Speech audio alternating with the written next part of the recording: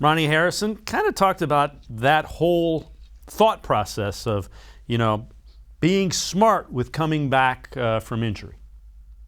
The training staff, and they just wanted to make sure that I was going to be okay getting back out there. Didn't want to be dealing with this going into the season.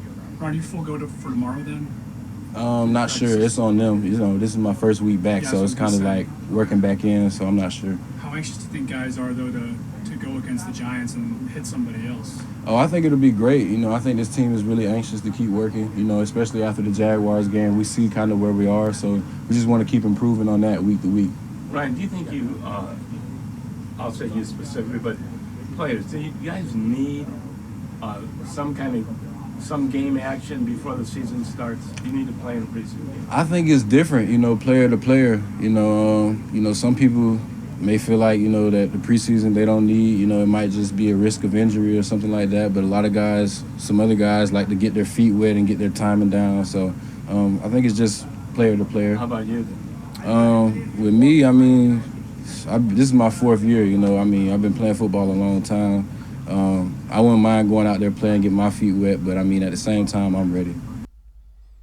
And Demon, that's the thing. It's kind of got to be a case-by-case situation. Yeah, I like what Harrison said there. I would prefer they don't play, but I've never sniffed the NFL, so I wouldn't know how difficult it is. I can only imagine how difficult it is to play that game at that level. But yeah, to his point, Miles is an example. Okay, so if Miles Garrett tells the coaching staff, hey, I'm good, green light me to the opening game, what are you going to do? Say, no, Miles, you got to play for 3 series in a meaningless exhibition game.